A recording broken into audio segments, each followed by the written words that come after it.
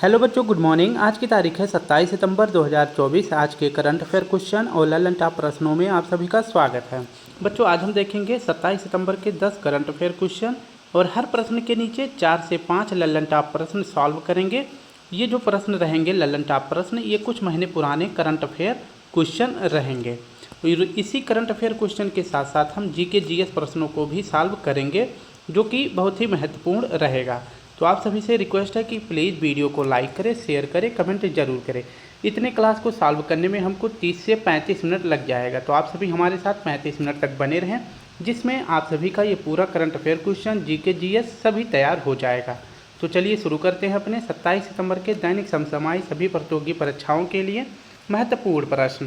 पहला प्रश्न हमारा है, हाल ही में वर्ष 2025 से समुद्री पहल मैत्री प्रारंभ करने की घोषणा किसने की है? तो मैत्री प्रारंभ करने की घोषणा किसने करी है? तो इसका सही विकल्प हो जाएगा क्वाड। ऑप्शन ए हमारा सही हो जाएगा। इसकी अगर व्याख्या देखें तो मैत्री पहल यह कब शुरू होगा? तो 2025 से यह प्रारंभ हो जाएगा। इसकी घोषणा अगर पूछे किस संगठन के द्वारा किया गया है, तो क्वाड संगठन के द्वारा किया गया है। क्वाड में अगर पूछे कितने देश शामिल हैं, तो 4 देश शामिल हैं। कौन कौन से देश शामिल हैं? तो ऑस्ट्रेलिया शामिल है, दूसरा देश पूछे तो इंडिया शामिल है, तीसरा देश पूछे तो जापान शामिल है, चौथा देश पूछे तो यूएसए शामिल है। तो ये 4 देश जो है क्वाड में शामिल है। ऑस्ट्रेलिया, इंडिया, जापान, यूएसए शामिल है। तो क्वाड के द्वारा मैत्री पहल की घोषणा की गई है और 2025 से यह प्रारंभ होगा। किसके लिए प्रारंभ होगा? तो समुद्री सुरक्षा के लिए होगा। तो समुद्री सुरक्षा को बढ़ावा देने के लिए इसमें 4 देशों को प्रशिक्षण दिया जाएगा। तो यह 2025 से मैत्री पहल शुरू होगा। अगर बात करें 2024 का जो क्वाड बैठक हो रहा है, ये कहाँ पे हो रहा है? तो यूएसए में हो रहा है और यहीं पर जो है मैत्री पहल की घोषणा की गई है, जो 2025 से प्रारंभ होगा। क्वाड 2025 का बैठक अगर पूछे कहाँ पे होगा, तो यह अपने भारत में होगा। नेक्स्ट जो संगठन है, इसकी बैठक देख लेते हैं कहाँ पे हुआ है। तो G20 2024 का बैठक अभी कहाँ पे होगा? तो यह ब्राज़ील में होगा। एससीओ 2024 का बैठक कहाँ हुआ है? तो यह अस्ताना में हुआ है, जो कि कजाकिस्तान की राजधानी है। G7 2024 की बैठक कहाँ पे हुई है? तो इटली में हुआ है। और ब्रिक्स 2024 की बैठक कहाँ पे हुई? तो यह रूस में हुआ है। ठीक है, तो ये महत्वपूर्ण संगठनों की बैठक याद रखेंगे। नेक्स्ट अगर बात करते हैं मैत्री अभ्यास, अभी हमने ऊपर पढ़ा था मैत्री पहल। तो मैत्री पहल किसने शुरू किया था? क्वाड ने शुरू किया था। जबकि मैत्री अभ्यास अगर पूछे किस देश के मध्य होता है, तो मैत्री अभ्यास भारत और थाईलैंड के बीच में होने वाला अभ्यास है। अब देखते हैं ललन टॉप प्रश्न। हाल ही में मसूद पेजेशियन ने किस देश के राष्ट्रपति चुनाव में जीत दर्ज की है? तो मसूद पेजेशियन ईरान के नए राष्ट्रपति बने हैं। हाल ही में भारतीय वायुसेना ने कौन सी पहल स्वदेशी एंटी रेडिएशन मिसाइल का सफल परीक्षण किया है? तो यह हो जाएगा रुद्रम फर्स्ट। रुद्रम फर्स्ट क्या है? तो यह है एंटी रेडिएशन मिसाइल, जिसका भी सफल परीक्षण किसके द्वारा किया गया है? तो वायुसेना के द्वारा किया गया है। नेक्स्ट हमारा प्रश्न है, हाल ही में ICAR भारतीय मसाला अनुसंधान संस्थान ने किसे स्पाइस अवार्ड 2024 से सम्मानित किया है? तो स्पाइस अवार्ड 2024 से कौन सम्मानित किया है? तो भारतीय मसाला अनुसंधान संस्थान के द्वारा सम्मानित किया गया है। किसे? स्वप्ना कालिंगल को सम्मानित किया गया है। नेक्स्ट प्रश्न हमारा है दूसरा, हाल ही में समलैंगिक जोड़ों को शादी की अनुमति देने वाला तीसरा एशियाई देश कौन सा है? तो एशिया का तीसरा देश कौन सा बन गया है जो समलैंगिक जोड़ों को शादी की अनुमति दे दिया है? तो यह सही जवाब हो जाएगा ऑप्शन सी, थाईलैंड ने ऐसा किया है। अब बात करते हैं समलैंगिक किसे बोलते हैं। तो समलैंगिक के अंतर्गत आते हैं जो समान लिंग के होते हैं। जैसे पुरुष पुरुष की शादी हो जाएगी तो उसे समलैंगिक बोलेंगे, महिला महिला से शादी हो जाएगी तो उसे समलैंगिक बोलेंगे। तो समलैंगिक विवाह को मान्यता देने वाला अगर पूछे तीसरा एशियाई देश कौन सा बन गया है, तो इसको कानूनी मान्यता देने वाला तीसरा देश बन गया है थाईलैंड। ठीक है, तो यह कौन सा देश बन गया है? तीसरा एशियाई देश बन गया है थाईलैंड। अगर बात करते हैं पहला और दूसरा कौन थे, तो पहला देश था सबसे पहले एशिया महाद्वीप में अगर पूछे कि समलैंगिक शादी को मान्यता देने वाला पहला देश कौन सा था, तो ताइवान था। और दूसरा देश कौन था बन गया है? तो दूसरा देश बन गया है नेपाल। और तीसरा देश कौन बना है? तो यह थाईलैंड बन गया है। ठीक है, तो ये 3 देश है जो कि एशिया महाद्वीप में समलैंगिक शादी को मान्यता दे दिए हैं। नेक्स्ट अगर बात करते हैं विश्व में पहला देश कौन सा था जो समलैंगिक विवाह को मान्यता दिया था, तो विश्व का पहला देश था नीदरलैंड, और इसने कब मान्यता दी थी? तो 2001 में मान्यता दे दी थी। यानी कि पुरुष पुरुष से शादी कर सकता है, महिला महिला से शादी कर सकता है। अगर वहीं बात करते हैं कि हमारे देश में क्या इसी प्रकार का कोई केस आया था, तो हमारे देश में एक केस आया था नवतेज कौर केस। इसमें जो है अगर पूछे कि समलैंगिकता हमारे देश में तो अपराध घोषित नहीं किया गया है, लेकिन इसको जो है कानूनी मान्यता भी अभी नहीं दी गई है। ठीक है, यह अपराध नहीं है लेकिन इसे कानूनी मान्यता भी नहीं दी गई है। तो समलैंगिकता अपराध नहीं है। यह किस केस में कहा गया है? तो नवतेज कौर केस में कहा गया है। और वहीं बात करें कि जो समलैंगिकता के लिए हमारे संविधान में आईपीसी की धारा कितने संबंधित थी, तो समलैंगिकता से संबंधित था धारा आईपीसी की धारा 377, जो किससे संबंधित था? तो समलैंगिकता से संबंधित था। नेक्स्ट अगर बात करते हैं कि थाईलैंड की राजधानी का क्या नाम है, तो थाईलैंड की राजधानी का नाम है बैंकॉक। थाईलैंड की मुद्रा का नाम है बाहत, और थाईलैंड के नए सीएम जो महिला पीएम बनाई गई हैं उनका नाम है सिनुवात्रा। तो ये महत्वपूर्ण थाईलैंड से आप सभी याद रखेंगे। समलैंगिकता अपराध नहीं है, यह किस केस में कहा गया है? तो यह नवतेज कौर केस में कहा गया है। नेक्स्ट हमारा प्रश्न है लल्लन टॉप। हाल ही में दूसरी बार green Oscar Whitley gold award 2024 से किसे सम्मानित किया गया है? तो ग्रीन ऑस्कर का व्हिटली गोल्ड अवार्ड दूसरी बार किसे मिला है? तो पूर्णिमा देवी बर्मन जी को मिला है। इन्हें 2024 में मिला है। ये इन्हें दूसरी बार मिला है, पहली बार पूछे इन्हें कब मिला था? तो 2017 में मिला था। हाल ही में वित्तीय कार्रवाई कार्यबल की अध्यक्षता किसने संभाली है? तो यह संभाली है एलिजा माद्रो। एलिजा माद्रो अगर पूछे किस देश की हैं, तो यह मैक्सिको की हैं। नेक्स्ट हमारा प्रश्न है हाल ही में गिग वर्कर्स विधेयक लाने वाला देश का दूसरा राज्य कौन सा बन गया है? तो कर्नाटक बन गया है। पहला राज्य पूछे कौन सा था जो गिग वर्कर्स बिल लाया था? तो वह लाया था राजस्थान। कौन लाया था? तो राजस्थान लाया था।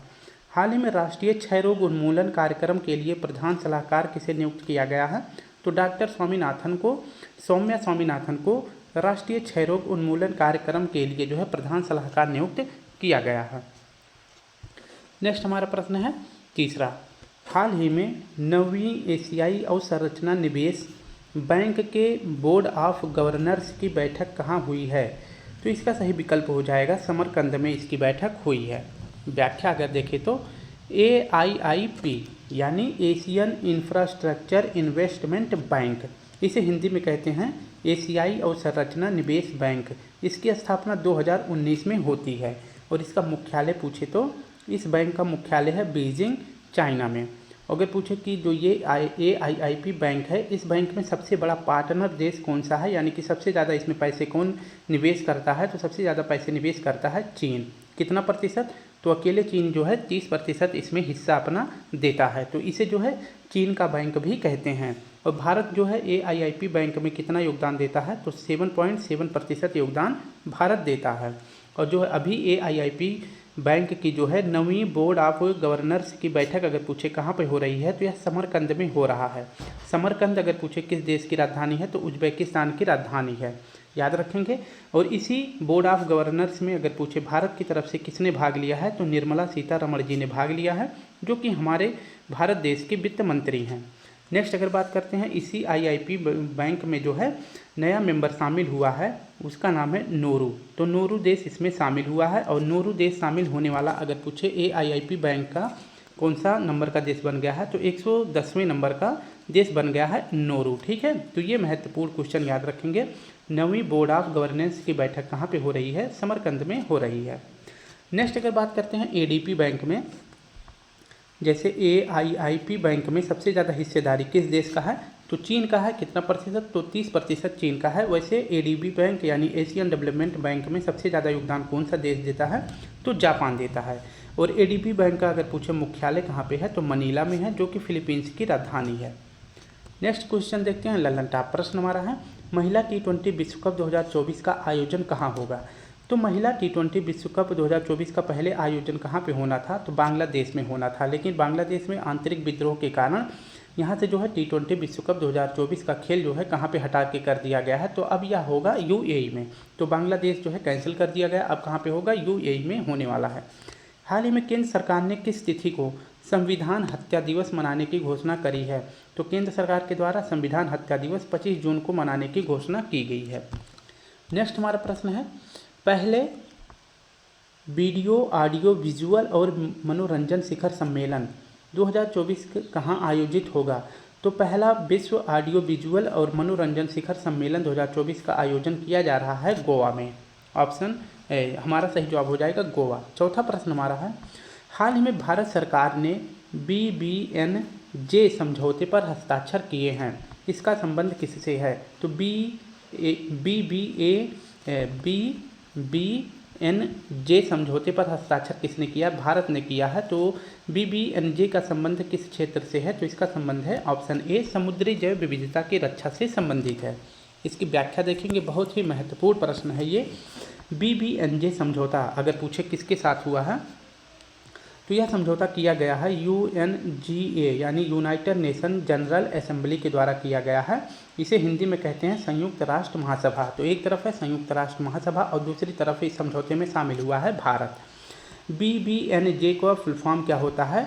बायोडाइवर्सिटी बियॉन्ड नेशनल ज्यूरिडिक्शन इसका फुल फॉर्म होता है। और इसका संबंध पूछे किससे है, तो यह समझौता जो किया गया है इसका संबंध हो जाएगा समुद्री जैव विविधता की रक्षा करने के लिए यह समझौता किया गया है UNGA के द्वारा और भारत सरकार के द्वारा। तो इन दोनों के बीच में यह समझौता हुआ है कि समुद्री जैव विविधता की रक्षा किया जाएगा। किस समझौते के तहत? तो BBNJ समझौते के तहत। और जो है अगर पूछा जाए कि जो समुद्री जैव विविधता की रक्षा के लिए यह समझौता किया गया है, अगर पूछे कि यह SDG नंबर कितने में आता है कि जो समुद्री जीव हैं उनकी रक्षा करने के लिए, अगर पूछे कि SDG नंबर कितने में ये बात उल्लेखित की गई है, तो SDG नंबर 14 में फोकस किया गया है।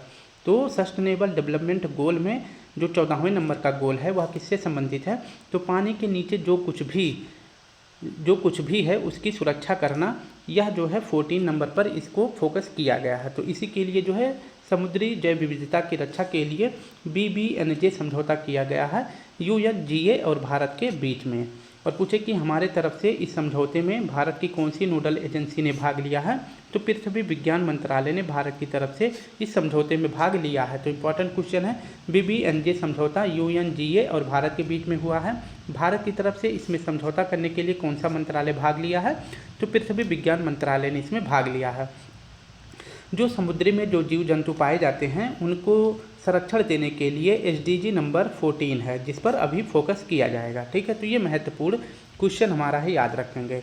नेक्स्ट अगर बात करते हैं UNGA महासभा, इसे जो है विश्व की लघु संसद भी कहते हैं। यूनाइटेड नेशन जनरल असेंबली को विश्व की लघु संसद कहते हैं। जो ये इस महासभा की जो 79वीं बैठक हो रही है, इसकी अध्यक्षता कौन कर रहा है? तो फिलिमोन यांग कर रहे हैं। कौन? फिलिमोन यांग कर रहे हैं। और ये कहाँ के हैं? तो ये कैमरून के हैं। नेक्स्ट हमारा प्रश्न है कि UNGA में अगर टोटल पूछे कितने देश शामिल हैं, तो 193 देश इसमें शामिल हैं। और UNGA के महासभा की पहली महिला अध्यक्ष कौन बनाई गई थी?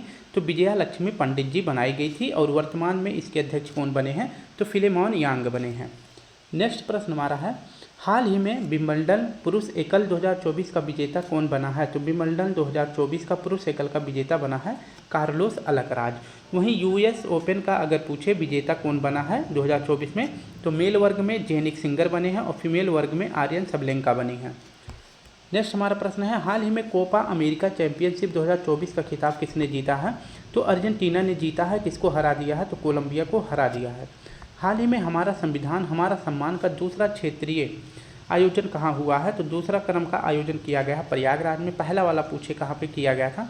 तो पहला वाला हमारा संविधान हमारा सम्मान का पहला क्षेत्रीय आयोजन कहाँ किया गया था? तो बीकानेर में किया गया था। दूसरा वाला प्रयागराज में किया गया है।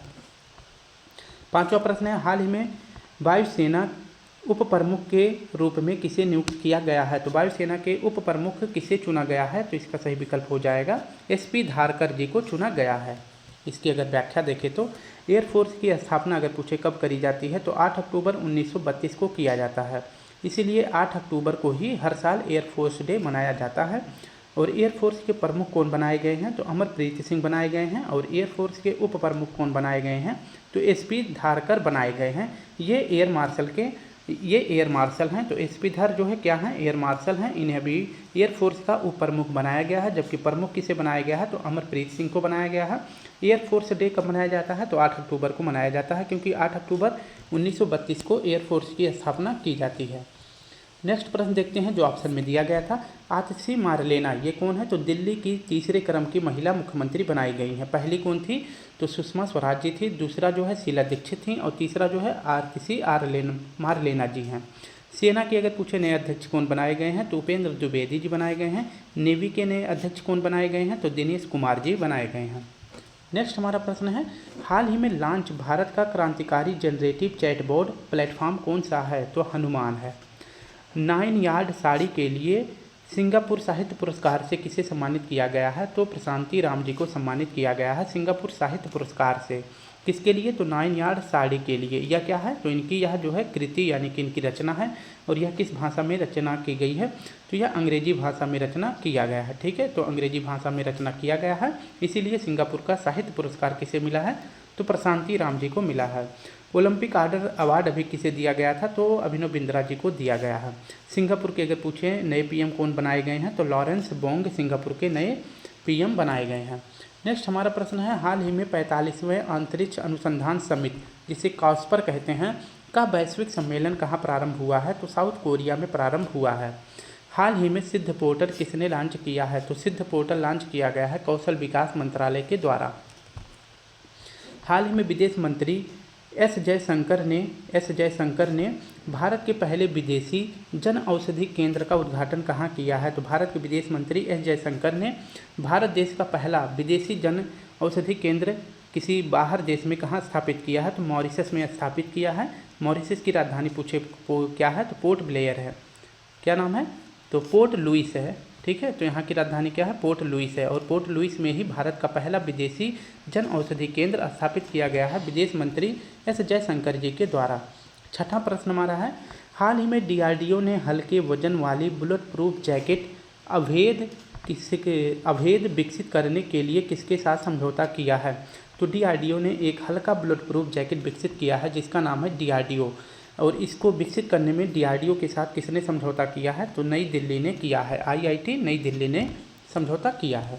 इसकी व्याख्या देखें तो अभेद जो है इसको लॉन्च कौन करेगा? तो डीआरडीओ करेगा और इसके साथ साथ आईआईटी दिल्ली करने वाला है।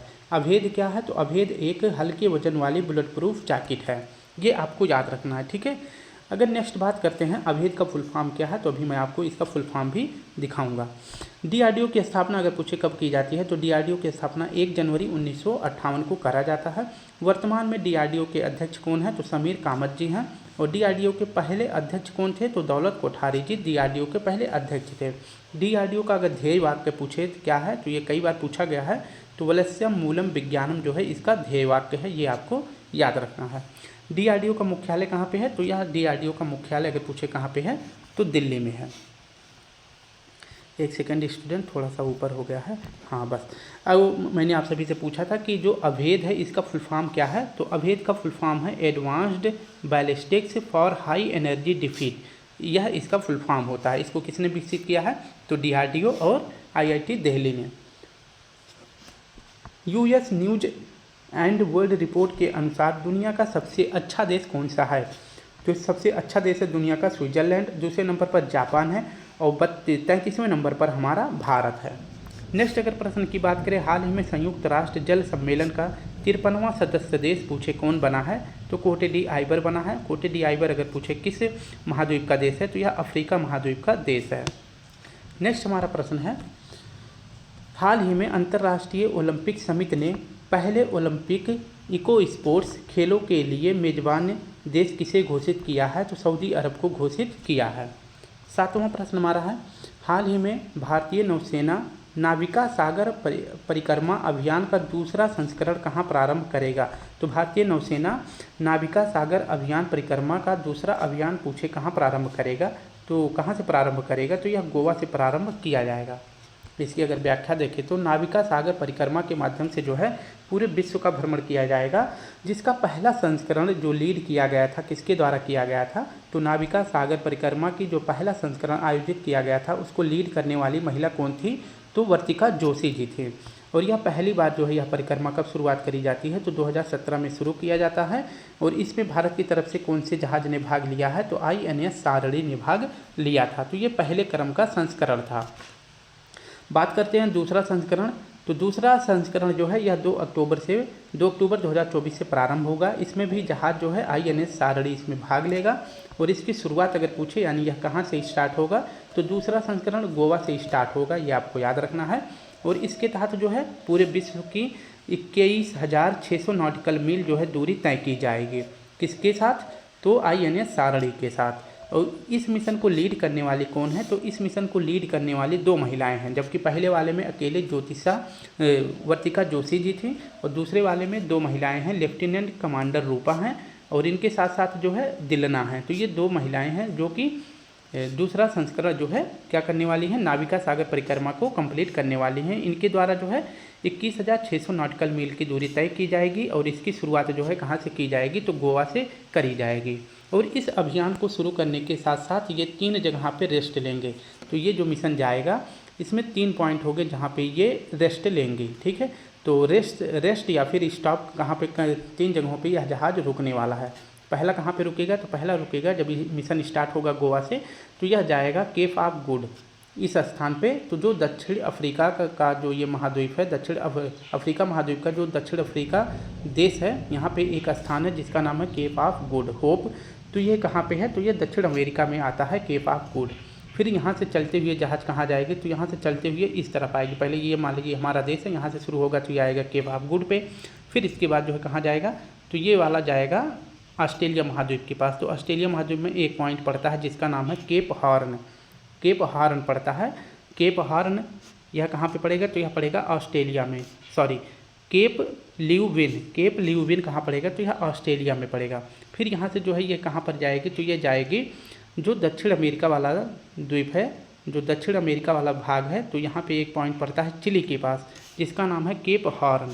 तो ये कहाँ पड़ता है? दक्षिण अमेरिका में पड़ता है। तो फिर यहाँ से आएगा दक्षिण अमेरिका में केप हॉर्न के पास। तो यहाँ पे 3 पॉइंट होगा, पहला पॉइंट, दूसरा पॉइंट और तीसरा पॉइंट।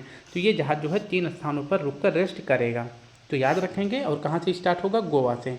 नेक्स्ट अगर बात करते हैं डांसिंग गर्ल, यह अदरक की नई प्रजाति है जिसकी खोज अगर पूछे कहाँ किया गया था तो ईस्टर्न हिमालय में किया गया था। स्पेशली अगर ईस्टर्न हिमालय के अंतर्गत पूछे कौन कौन से क्षेत्र में डांसिंग गर्ल अदरक की नई प्रजाति खोजी गई है तो दार्जिलिंग में, पश्चिम बंगाल में, मेघालय में और मिजोरम में इसकी खोज की गई है।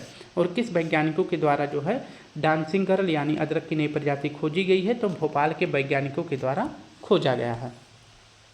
नेक्स्ट बात करते हैं, अभी जो है कुछ दिनों पहले हल्दी की नई प्रजाति खोजी गई थी। कहाँ पे खोजी गई थी? तो यह नागालैंड में खोजा गया था। कल्पा सुवर्णा यह जो है नारियल की नई किस्में हैं और इसको अभी हाल ही में विकसित किया गया था। और इसको लॉन्च अगर पूछे किसके द्वारा किया गया था तो लॉन्च किया गया था PM मोदी जी के द्वारा। किसके द्वारा? तो PM मोदी जी के द्वारा लॉन्च किया गया था। नेक्स्ट है, हाल ही में सकल पर्यावरण उत्पाद सूचकांक लॉन्च करने वाला देश का पहला राज्य कौन सा है? तो उत्तराखंड है। हाल ही में गांधी मंडेला पुरस्कार 2020 से किसे सम्मानित किया गया है? तो रिकोबर्टा मेंचू को सम्मानित किया गया है 2020 के लिए गांधी मंडेला पुरस्कार से। नेक्स्ट प्रश्न है, हाल ही में राष्ट्रीय ध्वज दिवस 2024 कब मनाया गया है? तो 22 जुलाई को राष्ट्रीय ध्वज दिवस 2024 मनाया गया है। 8वां प्रश्न हमारा है, हाल ही में CM साथ योजना किसने प्रारंभ करी है? तो CM साथ योजना शुरू किया गया है त्रिपुरा के द्वारा।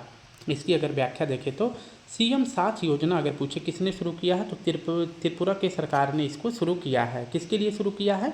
तो जो मेधावी छात्र हैं उनको वित्तीय सहायता देने के लिए CM साथ योजना शुरू किया गया है। जो भी बच्चे पढ़ने में अच्छे हैं, उनके पास पैसे की अगर दिक्कत है तो इन छात्रों को जो है वित्तीय सहायता देकर जो त्रिपुरा के CM हैं मानिक साहब उस बालक को आगे उच्च शिक्षा देने के लिए CM साथ योजना शुरू किया है, जिसके तहत जो है उच्च शिक्षा प्राप्त कर सकेंगे। इसमें जो है व्यक्तियों को जो है प्रति महीने जो है 5,000 रुपये दिया जाएगा और साल में जो है 60,000 रुपये वार्षिक दिया जाएगा। तो किसके लिए? तो बच्चों को वित्तीय सहायता देने के लिए, उच्च शिक्षा प्राप्त कर सके उसके लिए CM साथ योजना शुरू किया गया है त्रिपुरा सरकार के द्वारा। त्रिपुरा के CM कौन है? तो मानिक शाह त्रिपुरा के CM हैं। नेक्स्ट हमारा प्रश्न है, हाल ही में अंतर्राष्ट्रीय जैव विविधता दिवस 2024 कब मनाया गया है? तो 22 मई को मनाया गया है। PME ड्राइव योजना अगर पूछे किससे संबंधित है तो इलेक्ट्रिसिटी वाहनों को बढ़ावा देने के लिए PME ड्राइव योजना शुरू किया गया है। तो जो इलेक्ट्रिसिटी वाहन हैं इनको बढ़ावा देने के लिए PME ड्राइव योजना शुरू किया गया है। अगर पूछे इस योजना के तहत जो है केंद्र सरकार कितने रुपए का फंड जारी किया है, तो 10,900 करोड़ रुपए का फंड जारी किया गया है पीएम ई ड्राइव योजना के तहत।